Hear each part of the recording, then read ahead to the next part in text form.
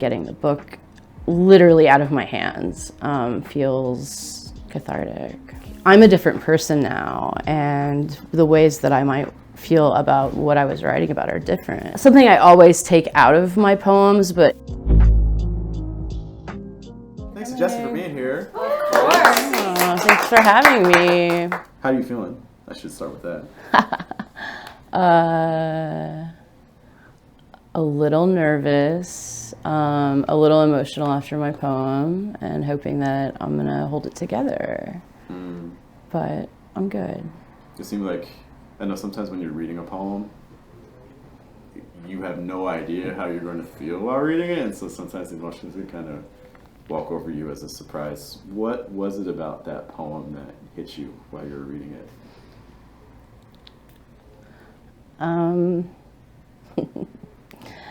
I think it was just like it was the image and that moment, and it just brought it back to life in that way that poetry can. And I think, I not to say like my image is so great that it made me feel the way I felt, but I hope it does, right? I hope it makes other people feel that too. But I think it was just that, in addition to probably people in the audience maybe hearing it also. So that was part of it. Did you want to name names? My wife, Krista, for example. So yeah. Krista, have you heard that poem before? I've read that poem before. Have I not? No, it's brand new. I haven't even read it. It's brand new. What's that? There's been a lot of poems about Will lately. Yeah. Well, I'm glad you were able to bring Will into the space. That's yeah. great. What was the goal you had when you were putting that set together? I kind of felt like I didn't want to read everything from the book and wanted to give people kind of a sense of my like what I'm working on now. Because some of the poems in the book are like a decade old, It was a long time being brought into fruition. And I was just talking to someone in the audience about how I have a hard time letting go of poetry, and it's when I know it's done, I never think it's really done, right? I think I've put it away, but then I have to fix it. But then I also heard someone once say that poems are living, and that gave me permission in a way to feel like I'm a different person now, and the ways that I might feel about what I was writing about are different. And I think it's okay to come back that way and change it. It's your poem, do what you want. Your book came out recently. Last year, yeah. The poems you mentioned have some dates to them. They do. How would you describe your relationship to your first book? Cathartic. I would say it felt like a huge relief to let it go into the world. Can you speak more to that? I can. I think because so much of it was about my relationship with my adopted mother. And poems I didn't read, right? They were Southern Baptist, and I'm very queer. So that didn't work out really well, among other things. And so therefore, we never had that resolution. And so this book, I think, was a part of making that happen for myself and being able to let go. And so really getting the book literally out of my hands feels cathartic. Do you feel like the poems still speak to who you are? I do, yeah. My narrative changed when I found my birth family. My entire narrative changed, because then it was all of a sudden like, oh, wait, I was wanted. And so now what does that mean, right? So then it's just adding lenses, right? It's always a new lens, or it should be, I think. You should always be trying to find new lenses, but that one changed a lot. Most people don't get a whole new origin story. No.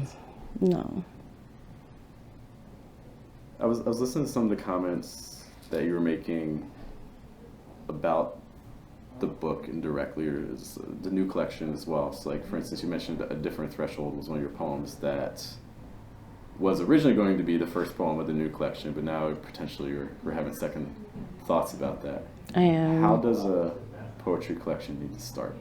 Oh, well, I actually have I'm not somebody who outlines. That's not like, my concept is to dive into like a subject, and then what normally happens is it veers strongly in different directions and kind of rocks between two different worlds, and then eventually some things shake out, and then we can kind of tie them together.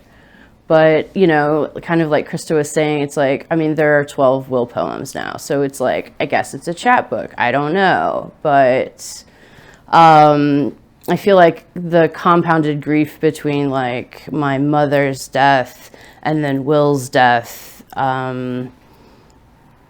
really also transformed me. And I'm trying, I think, to have some kind of closure with Will's death also. And so that's part of it. I think also too, it's like I've been writing from images. There's this We See game. I won't go too far into it, but it's just little photograph cards. And they're kind of obscure or obstructed. But like I created like a little cipher for my CIPHER for myself to run through the images and ask myself questions and like turn it. And then I also added all these things in there like, okay, now tell me, who do you miss? And then do the image, and then break it. So it was like a show and tell kind of thing. But like, and every time I ask myself, who do I miss? Will comes up. So the cipher is only continuing to make more Will poems, but I'm not done yet, so. Mm-hmm. So it sounds like you have kind of these thematic obsessions that are kind of reoccurring. I think so. That's fair to say, yeah. I noticed there's also, just in terms of like the word choices you're using, I noticed, for instance, like candlewick imagery recurs a decent amount of times throughout pieces. Are there specific images, or I guess I want to rephrase, what specific images do you find yourself turning to over and over again, intentionally or not? Broken glass. Something I always take out of my poems, but it ends up in there, are like cumulus clouds or something about fucking clouds. And I'm always like, why am I always saying cumulus clouds? And I'm like, okay, it's like, because that's like happy or something. The word cerulean, for example. I even named my cat Cerulean. His name is Snacks now. He was not having it either. He was like, no to cerulean. So everyone's just going through these name changes around you. That's what's going on. Yeah, no. So I feel like, you know, as we all find ourselves, we get to name ourselves whatever the fuck we want. No, I'm just kidding. But so, yeah, obsession, maybe. I'll give you it. For people who maybe are thinking about creating their own first collection, if you could only give one piece of advice to them, what would that piece of advice be? Wow, one piece of advice.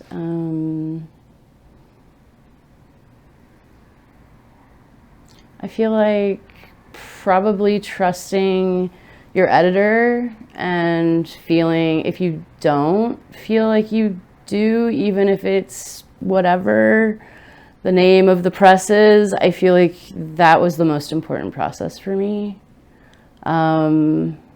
In the book, there's also like adoption paperwork, and like there's some, you know, sort of docu-poetics kind of going on.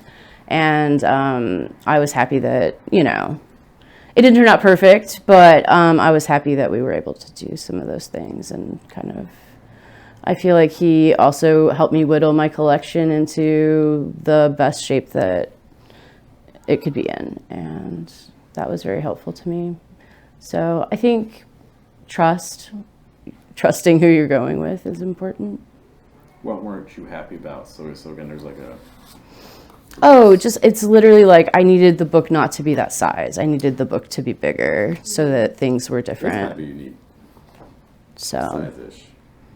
I was just kind of looking at the form. It has some unique things, like for instance, there's like a writing prompt included, there's a video poem, there's some like diagrams and things like that, in addition to the... I saw it, but I can't find it. yeah, there's a couple. It's closer in the front, I think, but yeah. How hard was it to include that kind of material that typically is not found in books? It was fine. I mean, it just required some back and forth on format, and I gave in on it's good enough at some point. It would have required like literally photoshopping a facsimile of what the original was to really make it crisp and fit on a page, right? So I decided to go with Gotcha. adequate Yeah. on the page.